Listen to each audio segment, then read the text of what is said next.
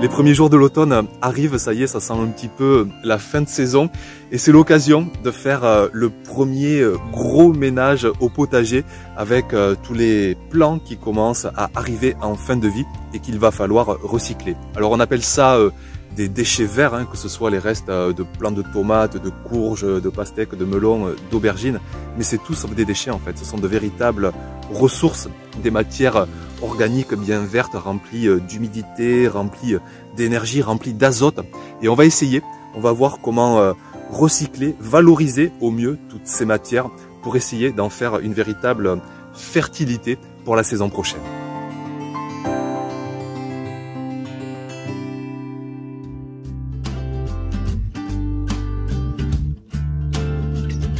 À mon sens, il y a deux façons principales de valoriser, recycler tous les déchets verts de son potager. Première façon, la plus simple, c'est de faire ce qu'on appelle du paillage de surface. On va laisser ces déchets, on pourra les découper grossièrement et les déposer directement sur le sol de son potager. On peut les mélanger avec des déchets plus secs comme des feuilles mortes, du foin, de la paille pour quand même mettre de la structure, laisser de l'air passer dans ce paillage. Je le fais depuis de très nombreuses années.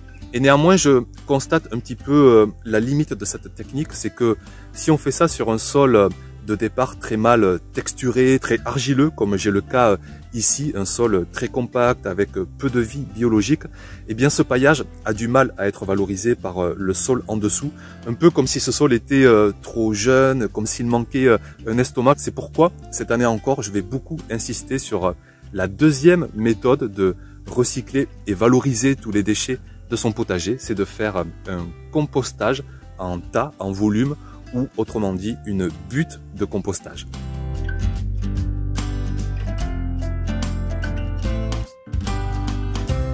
Pour faire ce compost, j'ai vraiment besoin de deux éléments essentiels qui vont vraiment booster le processus de compostage, ce sont l'eau et l'air. Ainsi, pour dégager plus d'humidité encore, je vais déjà découper grossièrement mes déchets verts quand je les ramasse au fur et à mesure du potager et puis par la suite je vais carrément les broyer. Alors direction le broyeur à matière verte qu'on appelle aussi accessoirement une tondeuse.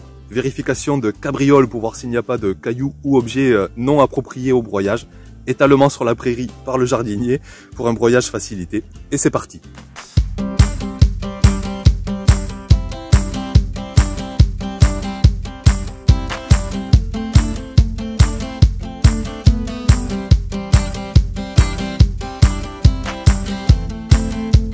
Alors clairement, je ne vais pas vous mentir, la tondeuse, elle se bourre assez vite, hein, sitôt qu'elle a affaire à des gros plants. Mais franchement, ça fait des années et des années que je fais ça et ça se passe vraiment très bien. Alors c'est vrai, il faut s'y reprendre à plusieurs fois, mais en même pas une demi-heure, j'ai broyé une énorme déjà quantité de déchets. Et c'est l'occasion vraiment de se rendre compte à quel point ils sont humides. On a vraiment de l'humidité plein les mains. Je pense que ces déchets verts, ça doit être 80-90% d'eau.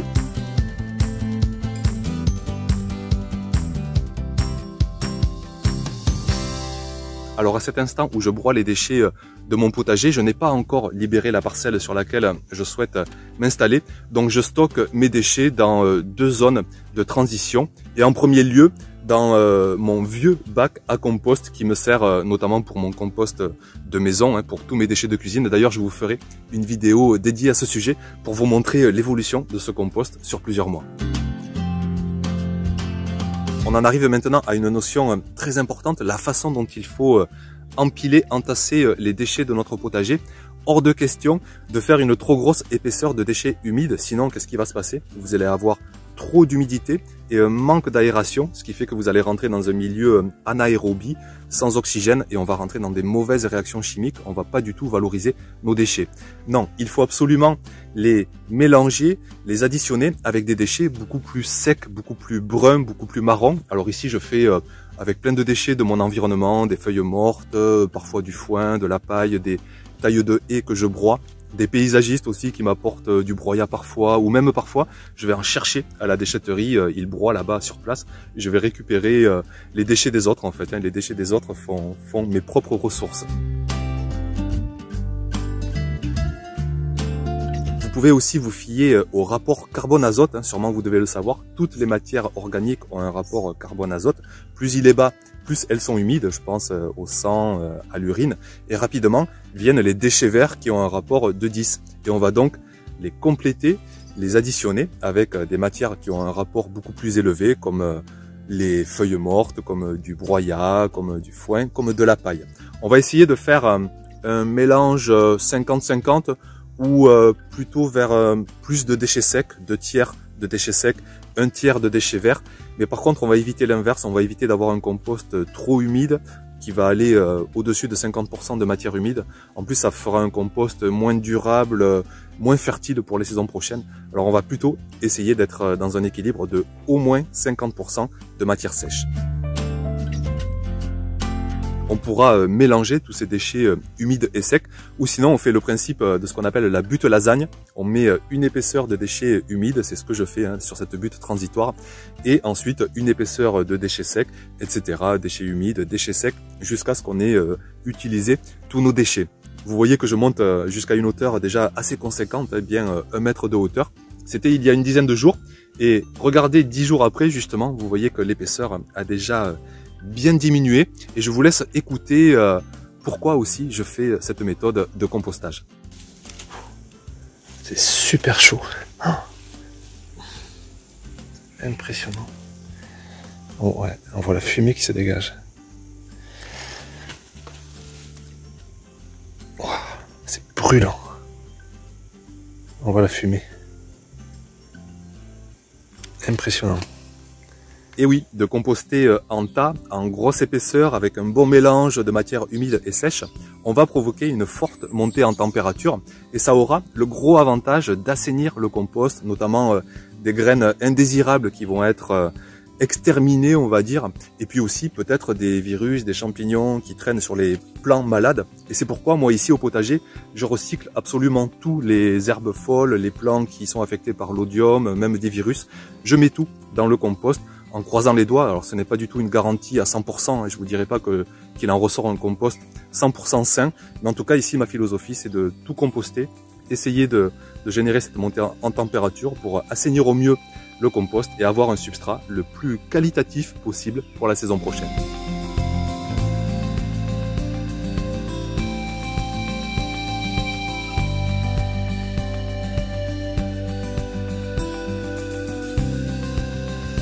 C'est extrêmement chaud, on a l'humidité qui joue son rôle. C'est un vrai chauffage.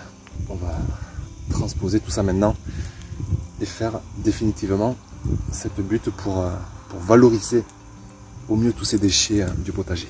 Enfin tous ces déchets, toutes ces ressources.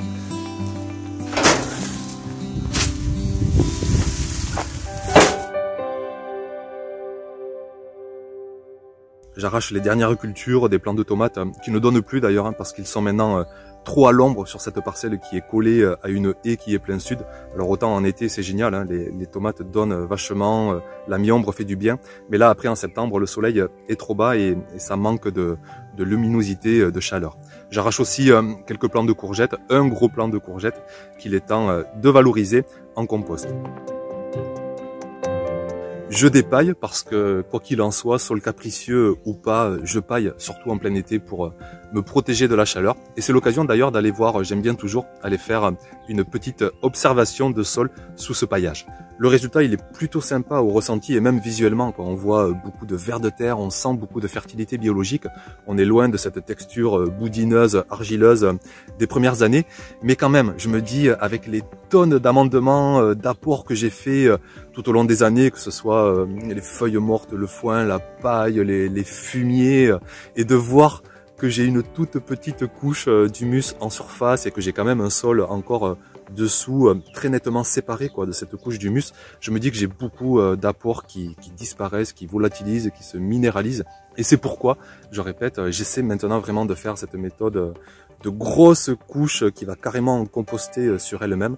Et j'espère là une meilleure amélioration encore de mon sol potager.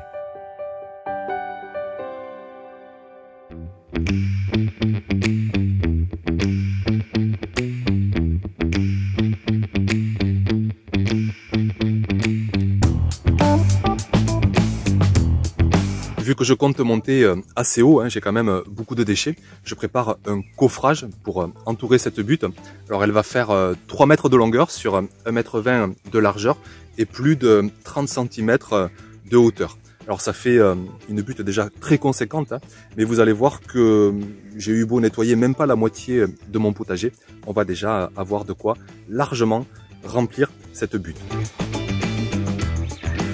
Un dernier coup de grelinette que j'espère définitif d'ailleurs, j'espère vraiment que toute cette énorme couche en surface va améliorer de façon définitive mon sol, va le valoriser de façon définitive, ou alors c'est que j'aurais foiré ma méthode de valorisation des déchets, mais non, franchement, j'y crois vraiment et je vous répète, on suivra ça de toute façon la saison prochaine.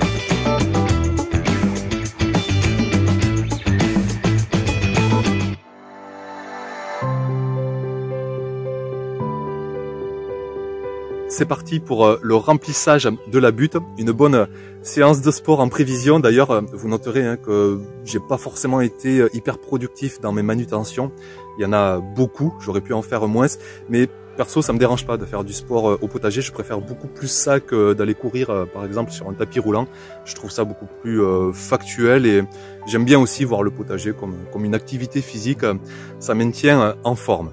Alors je vais chercher ma première butte que j'avais stockée provisoirement, celle qui d'ailleurs est en plein soleil, et justement c'est l'occasion de se rendre compte que je trouve que c'est un petit peu trop sec à l'intérieur. Certes il y a encore beaucoup d'humidité, mais j'aimerais un petit soupçon de plus. Alors soit j'ai mis trop de matière sèche, soit je l'ai stocké à un endroit trop ensoleillé. Vous voyez que c'est toujours, il faut vraiment réfléchir à son contexte. Alors ici c'est pas grave, je vais récupérer le coup en mettant tout ça plus à l'ombre, et puis je vais aussi en profiter là de réarroser un petit peu cette première couche d'épaisseur de déchets.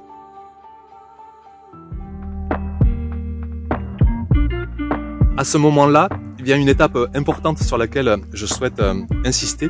J'ai toujours à cœur de jardiner dans un vrai sol. Et un vrai sol, c'est un alliage de matières minérales, argile, limon, sable, calcaire, et de matières organiques. Et là, si j'enchaîne mes déchets humides, mes déchets secs, je n'aurai que de la matière organique.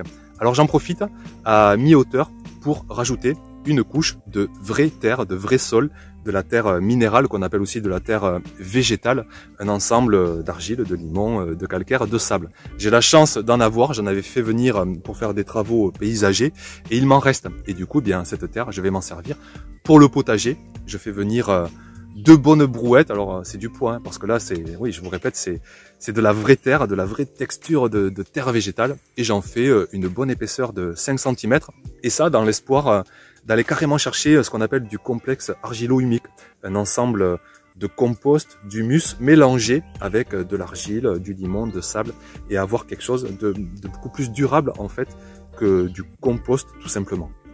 J'arrose là aussi cette terre végétale parce qu'elle a beau être parfaite de texture, il lui manque une chose, c'est l'eau. On est toujours en terrible manque d'eau ici en cette fin d'été, et le tas de terre végétale que j'ai est complètement déshydraté. Donc j'arrose et puis je vais chercher ensuite ma deuxième butte de transition qui elle est stockée à l'ombre, et d'ailleurs je me rends compte que là l'humidité est vraiment parfaite à l'intérieur, ça chauffe à tout va. Et je ramène donc tout ça dans ma butte organique définitive, et le niveau monte petit à petit, et on arrive donc ainsi à la fin de cette butte organique.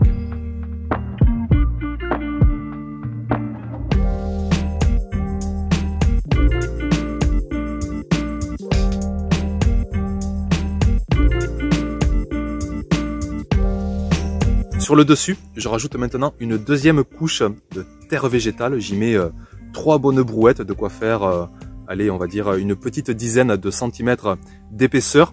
Déjà pour continuer d'espérer ce mélange d'organique et de minéral. Et puis aussi peut-être que cet automne, je vais déjà peut-être essayer des premières plantations qui iront chercher les déchets organiques en dessous. J'en suis pas sûr encore, on verra dans les semaines à venir.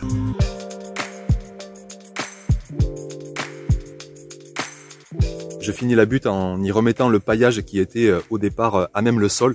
Un paillage très carboné, très sec, de foin, de paille, de broyat divers. Et ce paillage aura pour effet notamment d'atténuer des éventuelles trop fortes pluies cet automne et cet hiver. Je finis aussi en insistant vraiment sur ce que j'espère être la réussite de cette méthode de valorisation des déchets, avoir vraiment un milieu à la fois humide, à la fois très aéré et une forte épaisseur dans laquelle va se développer toute une fertilité biologique, des bactéries, des champignons qui vont vraiment bosser et qui vont rendre digeste toute cette épaisseur de matière organique, qui vont la rendre digeste pour mon sol par la suite. Un sol qui, à mon sens, a encore bien du mal à valoriser mes déchets si je les mets tout simplement en paillage de surface. Voilà pour cette expérience, pour essayer de valoriser au mieux l'ensemble des déchets de son potager, de son environnement aussi. Et bien sûr, comme d'habitude, ce sera super intéressant de partager avec vos expériences. Est-ce que chez vous, vous faites un peu pareil, vous faites complètement différemment selon votre contexte, selon votre sol, selon ce que vous avez appris tout simplement dans vos potagers. Ce sera vraiment toujours un plaisir de vous lire dans les commentaires sous la vidéo. Je vous souhaite une agréable semaine, jardinez bien et puis à très vite comme d'habitude pour une prochaine vidéo. Ciao ciao.